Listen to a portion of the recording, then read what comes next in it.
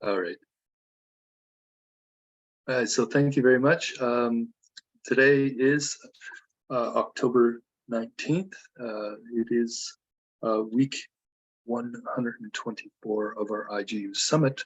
Our guest speaker for today, this Thursday, is Gabriela Malaika from UnityNet Uganda, a member of the UnityNet Africa and Diaspora Continental Network, and the founder and executive director of JAFOA International, a nonprofit organization that supports the old, based in Kampala, Uganda. JAFOA is serving several districts in Uganda, like Apak and Kayunga. It is also an administrator for our UnityNet Elders and Seniors Network. So just before we start, I just wanted to reiterate the main purpose of UnityNet is to create local localized empowerment networks according to our heptamatrix partnership template that identify 8 sectors of every local community: public, private, civil society, academic, interfaith, finance, orange economy. And also those sectors can begin to work together to empower their local youth and female and feminist humanitarian entrepreneurs of our network of networks known everywhere in the world as UnityNet. So with that, Malaika, I will let you also share your screen.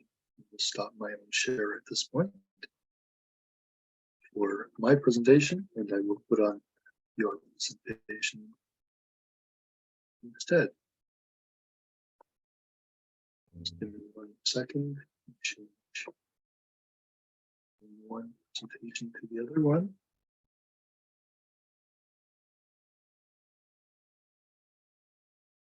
And back to Zoom.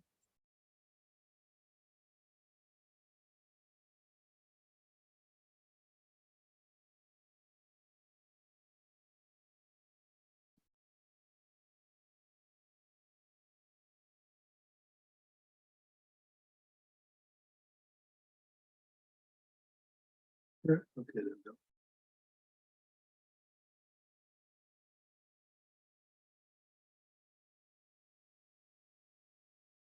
I'm hoping everybody can see on the screen now. Yes. Do we still have Malaika with us? Yes, Yes, but we do. let's see if I can ask her to unmute. Malaika, can you hear us? Can you hear me? Now we can. Greetings, and thank you so much for joining us, Malaika. I love you. I love you too. Thank you so much, everyone on the call. I am so grateful for everything. This is the platform which really helped me to be where I am and which has recognized our works at JAFOA. I'm so grateful. I'm so happy. Despite of what happened last week, I couldn't just leave my presentation like that after Professor Lloyd approaching me to ask me if I'm in position to present about what JAFOA have done, we are doing, and our future plans. So thank you so much. I'm also a family member of Andrew's communication team, though inactive, but I'll be very active soon.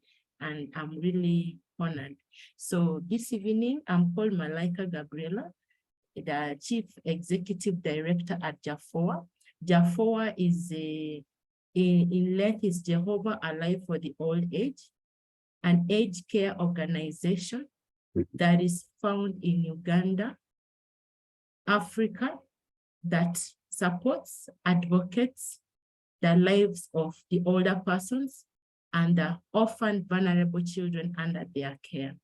So my presentation is already on screen, and Professor Lloyd will be helping me share my screen because of the technical challenges on my end. Thank you so much. Just let me know when I need to go to the next screens. Yes, next step. So.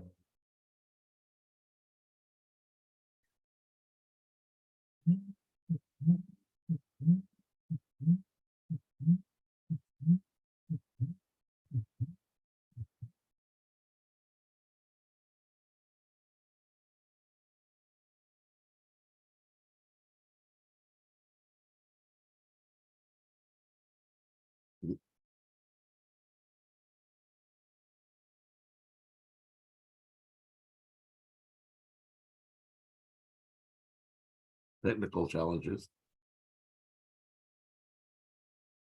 But here she is. You're back.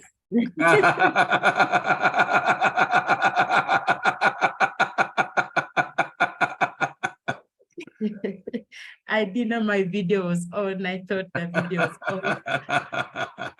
Balancing in between children and work and presentation. No worries. Okay, all right. The outline, situational analysis, organization introduction, our core areas, our achievements, what we have learned along the way, opportunities, challenges we've encountered, and our future plans. That's how I'll run through my presentation today. Next slide, Professor.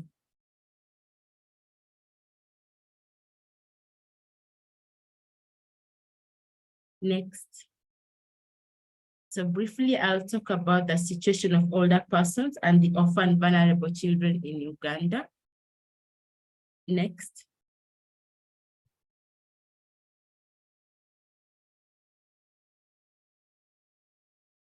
Okay, an older person is with UN definition, is anyone who is aged 60 years and above, and there are special interest groups who are recognized by 1995.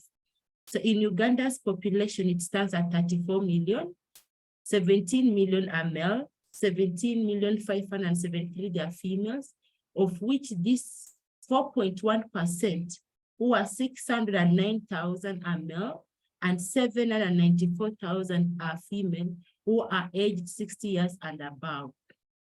Yeah, they just concluded national housing and population census in the country. The older persons constitute 3.7% of the entire population of the 34.6 million people, according to UBOS, that is Uganda Bureau of Statistics, 2016. So majority of our older persons are living in real poverty in the rural areas, and the opportunities to make them better, they're limited. And we have so many cases based on gender-based violence and negligence, which is so common, and also the health status or health facilitation or health provision. It is very minimal when it comes to the older persons. Now, about 85% of the active older persons engaged in crop farming, they are rendered totally vulnerable because of lack of even the strength themselves to use in doing the farming itself. Next slide, Professor.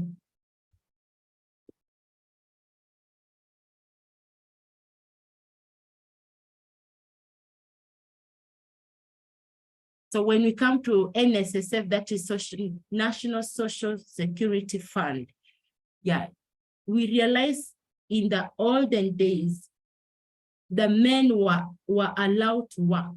The female were not allowed to work. The mothers of the female were allowed to stay home and do house chores. So when many of the older persons right now were 60 years and above, we found out that only 7.1% of older persons have access to the pension, that is the NSSF, of which only 60% are male. So the few beneficiaries of the pension, they face also multiple problems or difficulties in processing the retirement benefits. It's a very long process to have that benefit in your hands. So you'll find out many of the older persons, they give up along the way. Others, even they die before they receive the NSSF, that is the benefit, the retirement benefits.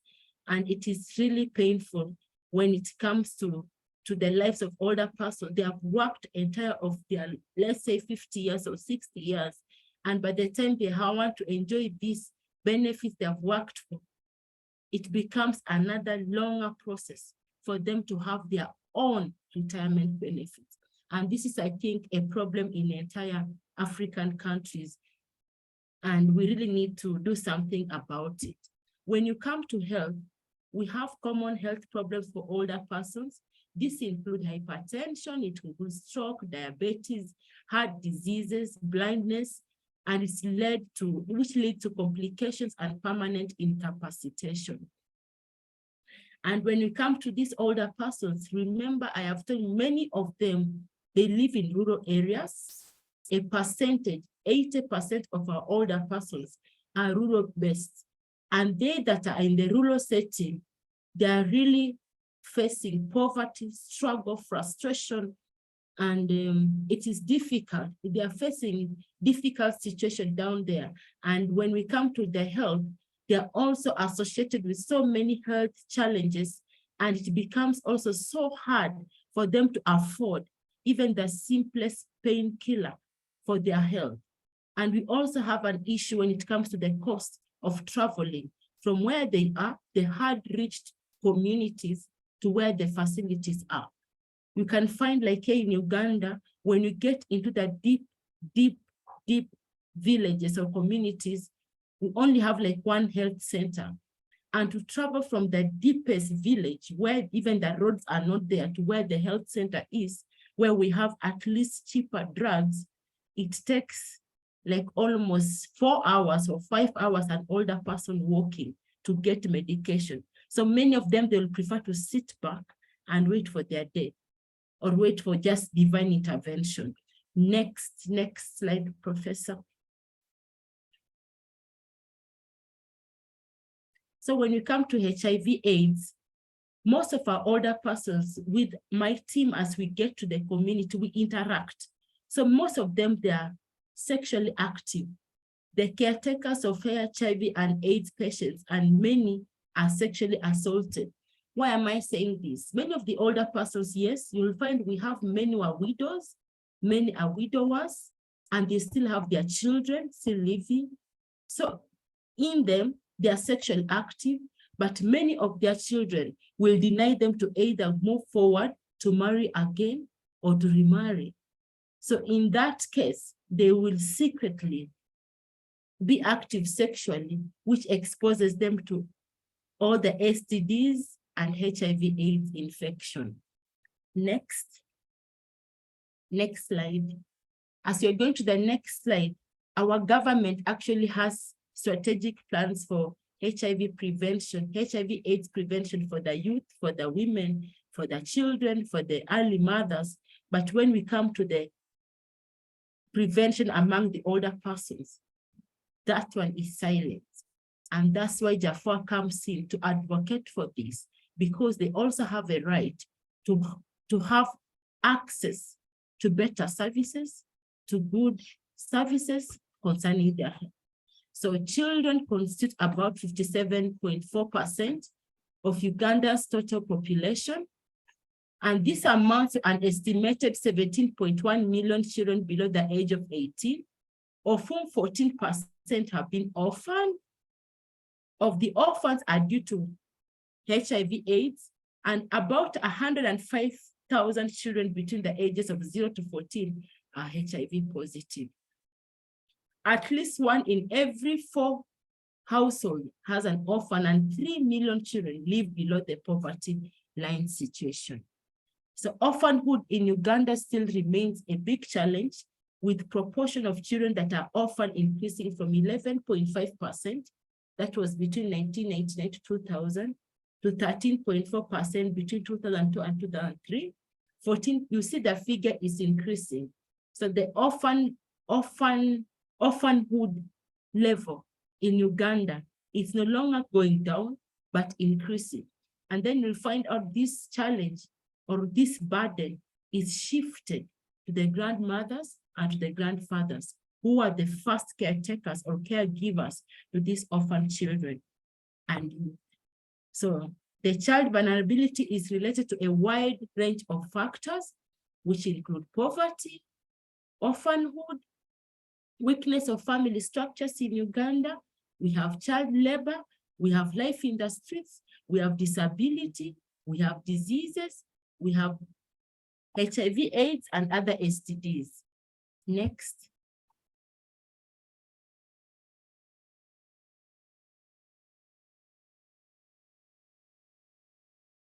So the protection of vulnerable children and girls in particular, it's spotty, and unreliable, leaving the children at a very great risk of abuse, neglect, and exploitation in a wide range of settings, such as homes and schools. So you'll find out these children are just hanging. They have like no belonging, but they are there. But they are first caregivers. In this case, they're older persons. And these older persons, they're also vulnerable. So you cannot tell who is to take care of who. That's why now we as JAFOA, we come in to help such cases. So we have also food security and nutrition are other cross-cutting issues, which is also closely linked to poverty, marginalization, with direct damaging effects on children and their growth, development, and well-being. So of female-headed households, including those of older persons, we find 35.5% are food insecure, and 38% of them, of the children aged 5 and below, are stranded due to child chronic hunger. Actually, hunger is an issue in Uganda. You'll find many families have a meal a day. And when I talk about a meal, it's either corn with water, or you'll find bread with water, and that's it. And it's just a normal life, and people move on. So across the country, other factors include gender-based violence. We have conflict, the COVID-19 pandemic, which caused displacement. We have rapid urbanization. All the youth, all the children of these older persons are running from the village to come to urban setting to look for employment, to provide for the people in the village. We have economic fundamentals, which have contributed to child vulnerability, which has enhanced or which has made children to go into forced marriages, commercial sex exploitation, boys being involved in criminality. Then now we have sodomy, which is really, really a threat in our society. So Uganda today, the 8.1 million children under the age of 18, more than half are living in situations which present significant risk to their physical, emotional, mental well-being, and may result into human rights not being fulfilled or their human potential not realized. Professor, next slide. So Northern Uganda is part of also where we are being there for intervention, and Northern Uganda, including the far north, where we have Karamoja, and West Nile, the far west, but in the north. And out of the 2.3 million children who are orphans, 38%, because it was a war-gazetted area, Northern Uganda. So 38% of these children are war affected, and 46% nationwide, due to HIV/AIDS. So 1.76 million children are engaged in child labor as it is. Next slide, Professor.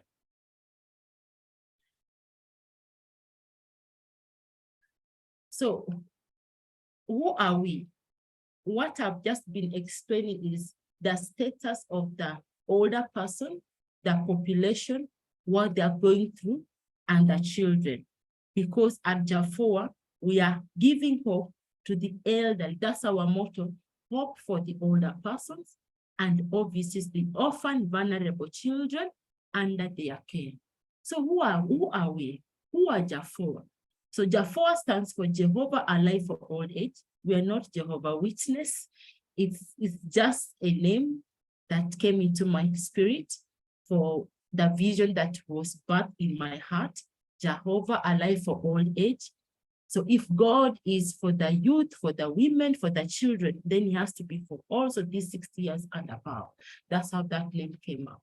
So it's not for profit organization, but it's a non-profit, which was established in 2016. And we registered in 2017. We are legally registered.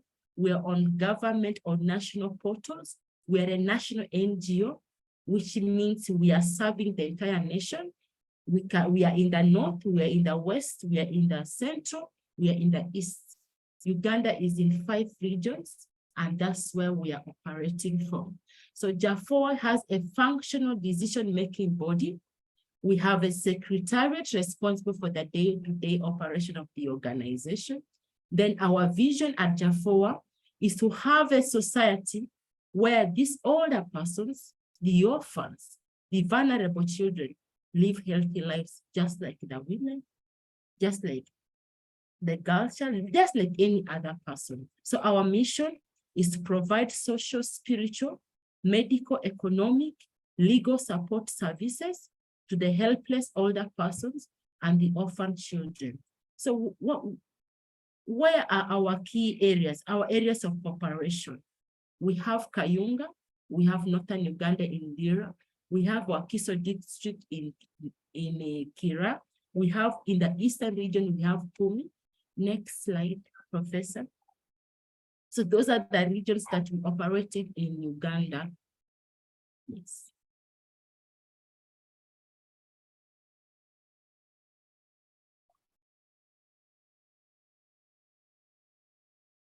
So the next chart is just tell you who are these older persons. So older persons, they are physically and mentally incapacitated. These are older persons who live in isolation without any family or community support. Then we have another class of older persons. These are the chronically sick.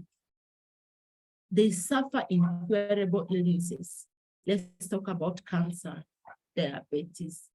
They are chronically sick. Then we have another class who are homeless.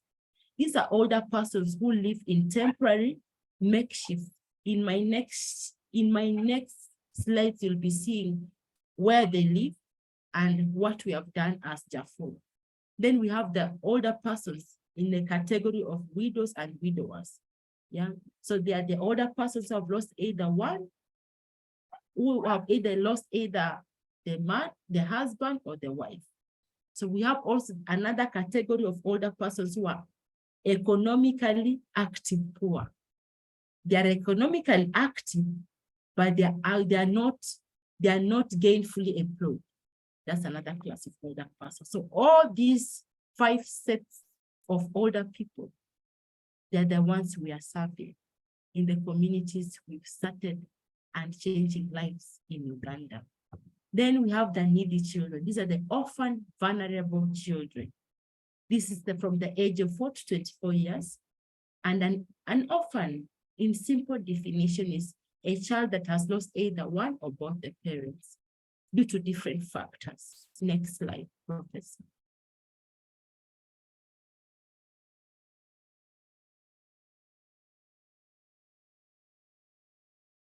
So in our case here, our office, we look into the orphan, vulnerable children under the care of the elderly. Then those who are under the care of the older persons, but they're on the streets. Under the care of the older persons, but they've gotten into early marriage. Yeah, abuse in their marriages. So many factors cause these children to get into early pregnancy, early marriages. They go to the streets, yet their first caregiver is the older man or the older woman. Next slide, Professor. So we cannot work alone as JAFOA in Uganda. We have partners we have worked with and we are still working with in Uganda. So collaboratively, our partners and who are our supervisors, we work directly under the Ministry of Gender, Labor and Social Development. We are also supervised with a team called the National Council for Older Persons. It's a government body as well. Then we have Healthness Uganda. It's also a community-based organization in Uganda. We partner with them. We have the Power of the Living Word Ministries in London. We have Madada Foundation in Uganda. And what is our mandate? Next slide, Professor. So our mandate is to address the social, spiritual, economic needs of older persons. These are both the older women, the older men and the overseas in Uganda, because our permit runs at national level in Uganda, not in the region, but we're getting there. Next slide, Professor. That's one of the older persons that we take care of, but she's from the northern Uganda, childless. She's about 90 years, and the only company she has is a dog. That's a live picture that we took like 2 years back in northern Uganda. So what are our programs? We have healthcare, hygiene and environmental sanitation, psychosocial support, which includes counseling, recreation activities. Recreation activities, we mix it with dancing, poem reciting, miming, yes. And then exercise, aerobics, yes. Then we have home visit, support of the older women. So this one we do door to door, just to see where they're staying, what can we change in their lives, what can we do to make them better widows or better widowers. Then we have the child protection, that's access to social services, including formal education, vocational skilling, healthcare, and legal. Then we have economic empowerment. We always want to try as much as we can to empower the older persons economically. Yeah, we have older persons who are also still strong, so they can get into livelihood, food security, life skills. Thank you, Professor. Next slide.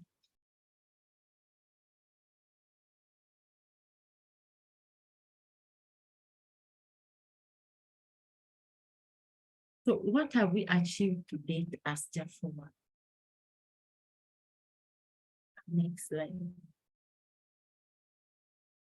So as we look there, we are into health and healthcare. As I read one of our programs, we have health and healthcare. As you see from 2018, 2022, 2019, 2023, the older persons who have received free medical care services through our medical camps, our outreaches by the years. So at JAFOA, we actually do this totally for free. Diagnosis is for free.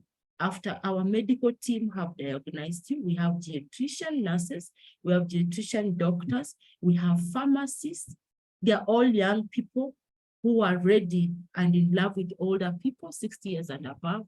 We have counselors who deal with the mental health for the older person. So as we move, we don't have like a station hospital for now. We had a dispensary, but because when COVID set in, we could not finish up the building. So I resorted into using my personal van. It's a Toyota Ipsan. So when the activities like such outreaches comes in, I convert it to be a mobile dispensary or a mobile hospital. I put in my doctors, the nurses, the pharmacists, our drugs, our gadgets for medical checkup, our banners, as you see. And then we move to the community. When we are done, what you are seeing there, I have a lot of videos and medical photos. What you are seeing there. When it comes to Monday, it becomes a family car for my daughters to take them to school. Now, why do I say this? When you have the passion in your heart to change, to do what you love doing, it takes you out of what you feel that this is my comfort zone. You go beyond it to change a life of a person. And me as one, when I change a life of that vulnerable older man, older woman, orphan, vulnerable children, by giving her or him a skill which will help him in the near future, that older person, helping him just to counsel him by our mental health doctors, it brings satisfaction into my spirit. So instead of waiting for us to build a big hospital, we start with what we have. What do we have? The van, the Toyota Ipsa. We put our things, it's a 9-seater. We get to the community and you see their testimonies coming all over their lives have changed. Small, because it's a hard to reach community. The communities are very far from where the facilities, health facilities for the government is for them to get medicine. So you see, in 2018, we had 857. It was our first, after our registration in 2017, it was our first medical outreach and medical camp. We served 867. 2022, we served 350. 2029, it was ish. People are not believing in what I'm doing. 251. 2023, people are now stabilizing from COVID and trauma. We go to 521. Next slide, Professor. I'm calling you JAFOA, sorry. So we've also supported in COVID, 2020, 2021. People are not moving, but NGOs that had certificates and clearance from the Ministry of Health, we were given a clearance to get to the community and support these older persons. Because we had, like, government could support children, who give food to children, mosquito nets, soap. Then for us at JAFOA, we felt also these older persons are being forgotten. So what do? We carried some essentials, basics. So in those sacks you're seeing on my left with my team, I think I'm the first in front there. In those sacks, we have sugar, we have salt. Yes, someone will tell me sugar is not good for the older people, but they have their children who take that tea. So we have sugar, salt, mosquito net, soap, as you see me seated with that exciting couple and their grandchildren. So we did that in COVID. Next slide, Professor. Those are some of the achievements we've done so far. So we have our staff and our volunteers home visiting. Now, this is now northern Uganda. But the people, Uganda is a very exciting country. We have everything here. So in the northern Uganda is where you'll find, it was a war zone area, where you'll find old people even without ears. That's where Idi Amin was. If you've ever read of Idi Amin or heard of Idi Amin, it was in the northern Uganda. They have exciting stories. So this is where we went, we go door to door, hear their stories, their experience in life, what is their pain. Like this lady on my left, we used to hear leprosy. But in Uganda, my viewers, leprosy is real. And leprosy is still there in Uganda. So here, all those behind, they were her grandchildren and JAFOA team. So we go to door to talk to them, to interact. And for me, I think this is an achievement. You don't sit in office and just imagine people's lives are being changed in the community. Getting there, interacting with them, talking to them, and only even seeing you and talking to them, it changes their lives. And on my right, that is me and one of my staff representing the Northern Uganda, Madam Juliet. Thank you so much. Next slide, Professor.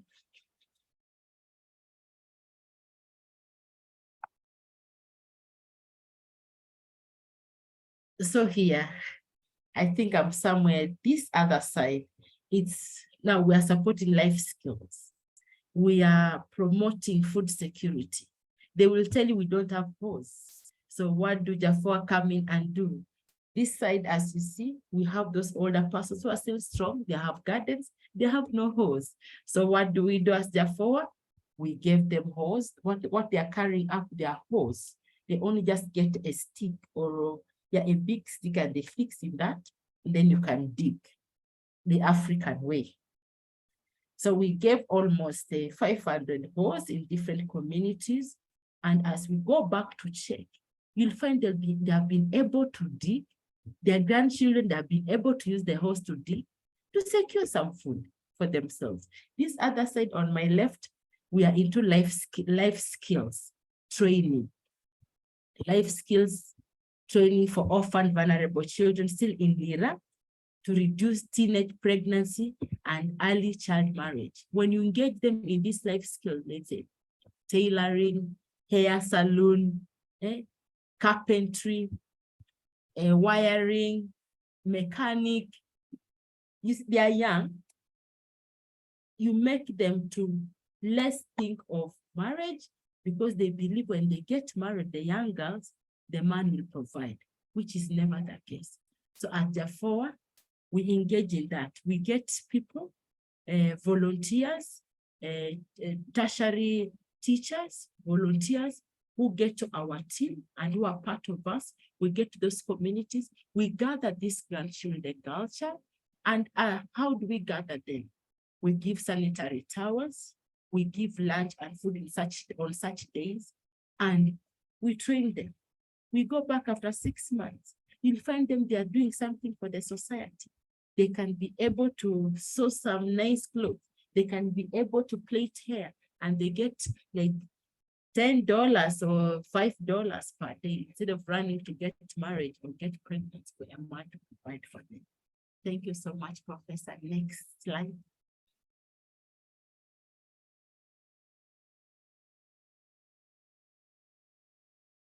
So I had talked about shelter. Those are the best, as in the best here for older persons. The older man on my left, on my right, that is me, that's my head of pharmacy, Dr. Rogers Mugisha. The one in the middle is part of us, that's John. That is his accommodation. Because we are constrained with the resources, I can't say that I'm standing, I have all the resources. I am just doing it. It's a passion. I am doing it by local mobilization, and I get the community. From what you see on the left, what I did with the little resources that we could afford, like JAFOA, we just had to finish up to throw the grass on top, finish up with those gaps, because this old man used to sleep in this open house, as you see. The last time we entered there, we were sleeping with snakes, sleeping with rats, these wild rats. So at JAFOA, we had to roof the huts of these older persons, and then we get a door for them, and then we just make the environment look accommodative. This is not the only place that we have done that.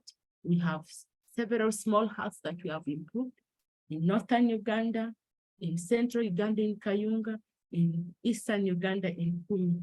And I think this is a collective, it has to be a collective effort, not only JAFOA.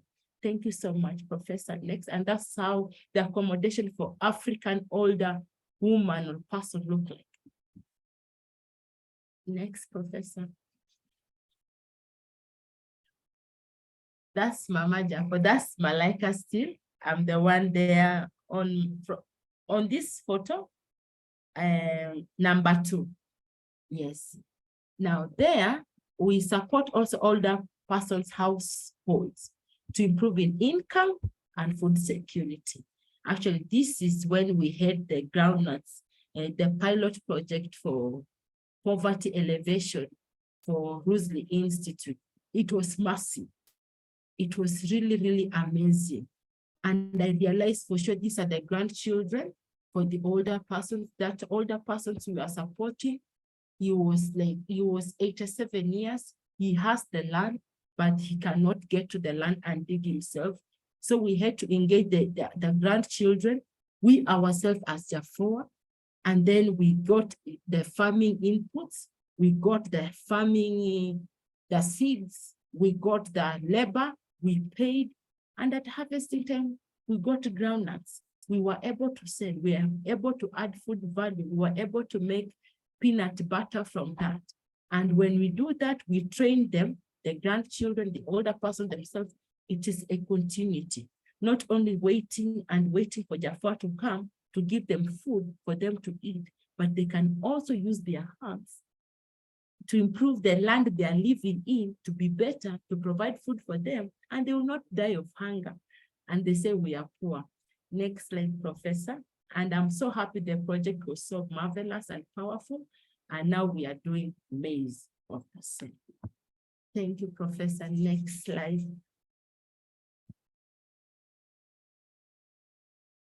So here we have the environmental preservation.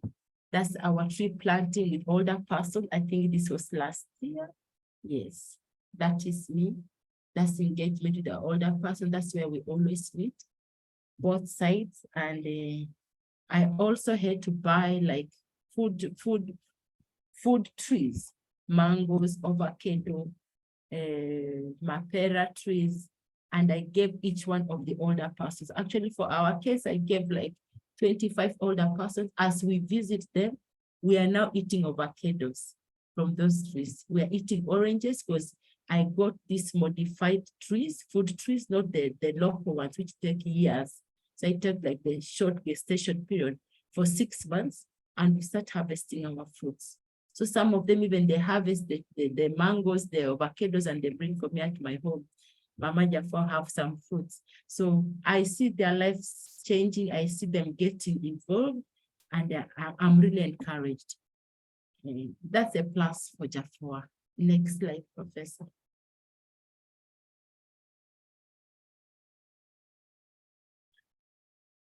So here we come to what have we done? Meeting the welfare of children is everyone's. What have we learned at JAFOA? Meeting the responsibility of the children is everyone's responsibility. Participation must be inclusive. We should avoid existing patterns of discrimination. We should encourage opportunities for both marginalized children, the boys and the girls, and older persons to be involved. What have we learned at JAFOA? Partnership is strength. Engaging key stakeholders in implementation is a way of synergizing resources. And many older OPCs, often vulnerable children in Uganda, they are cared by the older persons. Then these older persons are identified susceptible or vulnerable to elder abuse, which is true, negligent, but still less prioritized in government programming and budgeting. Next slide. That's what we have learned in the areas of our intervention and serving in the community. That's what we have learned. Next slide, Professor. So, as I cannot say that it has been a smooth journey for us. No, we've had challenges along the way. The far we've come at JAFOA, it hasn't been a smooth road.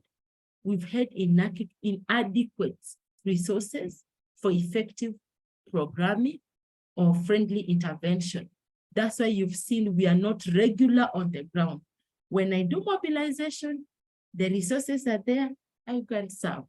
Then we shall also have to rest like for 6 months or 3 months, 4 months, no resources. Then I'll go again. That's why we are not regular in report, regular in our activities. As the mobilization, local mobilization, donations come in, that's when we do our activities. Once it's not there, we rest. So that's a very big challenge. Inadequacy in the resources for effective programming. It's really, really hard on us. Then we have increased rates of child marriage, teenage pregnancy, school dropouts, elder abuse, neglect, and this it has been rampant just after COVID-19. So many girls, we saw them dropping out of school and they have never gone back to school. So you can just click there. It will take you to more news about the early child pregnancy and dropping of school. Then we have increased demands of age-friendly social services like healthcare, livelihood, opportunities, among others. Because even as we serve, we see that we are not doing enough. The demand is too high here in Africa, here in Uganda. Healthcare demand is too high. Yet we can just serve a number like what you've seen. You can just serve 200 people, 500. But when you get to the line, there are many. When you get to the community you want to serve, you'll find out I have few drugs. The people that have turned up for free medication and free checkup, there are many. And you serve just a number and all the boxes for drugs are done. So here we don't have that package whereby the government gives free medication for the older persons. I think like what is in the Western world. Here it's not that way. If you didn't work too hard in your adulthood, in your youthful age, in the older age, if you don't have children to take care of you or JAFOA to intervene for you, then you just die like that as a painful older woman or man. So we have high poverty levels within the household of older persons and caregivers to these OVCs. We have inadequate CSOs, advocacy efforts to be implemented, to do the implementation of policies and programs that target older persons by government of Uganda. Next slide, Professor. So what will make someone to come to Uganda? What are the opportunities? Let me call it opportunities. Uganda has good environment. Politically, we are stable, I can say. We have good sites for tourists. Actually, Prince Andrew and Professor Lloyd, you are welcome to Uganda. I will host you in JAFOA office.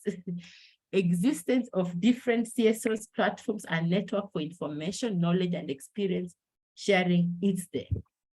We have also national and international legal frameworks on older persons and the offices where we fall. We have the existence of wide range of international donors and humanitarian agencies with potential to support older persons and children-related development programs. We have SAGE. Then we have our good working relationship with Uganda government line ministry. That one is just a plus when it comes to JAFOA and government and the district. I've ensured that our legality is clean. I've ensured our hands are clean. I've ensured I don't cross any line with government. So I ensure our documents are set. What we're doing is right. The people we're engaging, they are right people. And also with other different NGOs that we engage in at district level, at community level, we have the CBOs. Those are the community-based organizations. And then you also have good hospitality by the Ugandans. Next slide, Professor.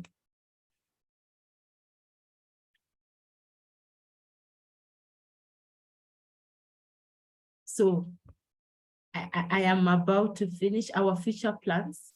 We want to mobilize, we are still mobilizing resources for effective planning and implementation, monitoring and evaluation of programs.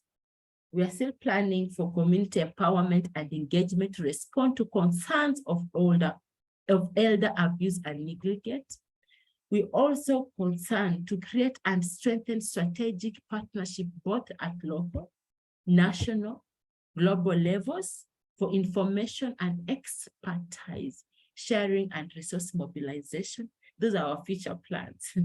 Support formal education for the poor offices.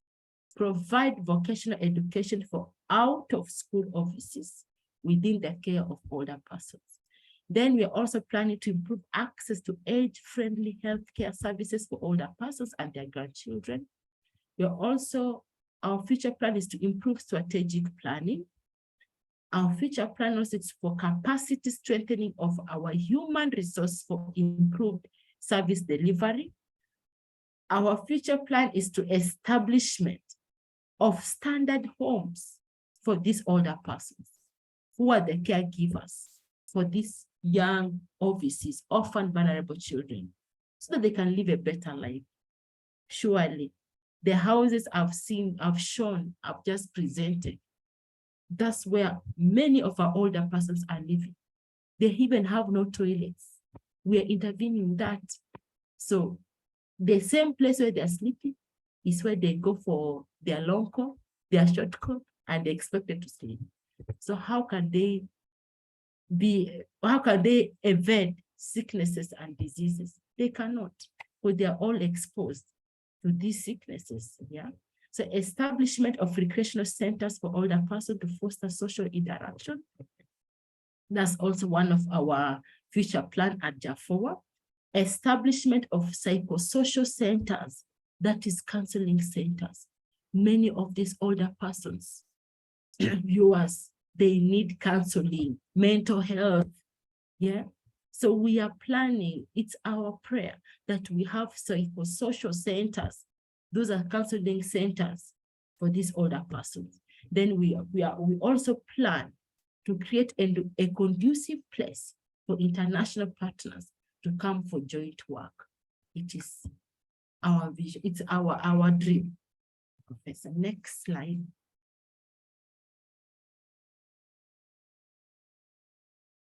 So on my right, that's Mama JAFOA. Yes, just the lady you are seeing, the old woman you are seeing, she is 100 years, but very strong, though she never had any child in her life, but she has been, by grace, she has been able to stay for 100 years. So I interacted with her for emotional therapy, and it was amazing. On my left, on my right, we have the Member of Parliament, Honorable Peggy, for the older person who was leading the National Council leadership at the World Elder Abuse Awareness Day. So JAFOA always be part of those national programs, and we are really happy. We are a legit organization. When such functions come in and the government invites us, we don't take this for granted. We always know that they also have trust. The whole government has trust in us. So that was on 16th of June, when we were commemorating the World Elderly Abuse Awareness Day. Next slide, Professor. I think I'm done. The next slide, Professor. So these are the vulnerable children. I was just generating their needs and their concern. Those are communities that I moved to, and I'm really glad that we had to get their information and we had to go back and to give support. Next slide, Professor.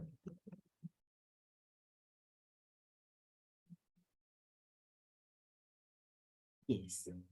Thank you so much for your time.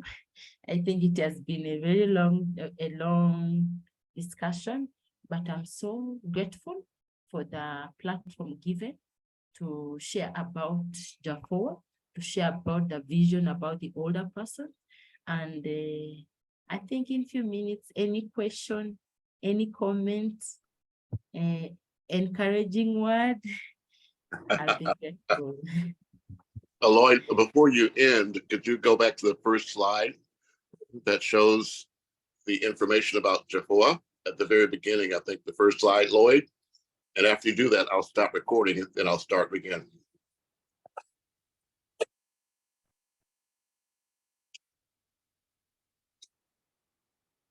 Going back as fast as I can at this point. Oh, no.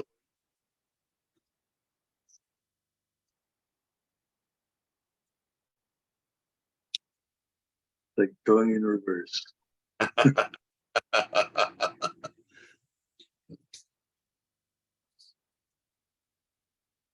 There we go. I think this is the first slide. That's correct. And now I'm going to start recording, and then we can start again with any questions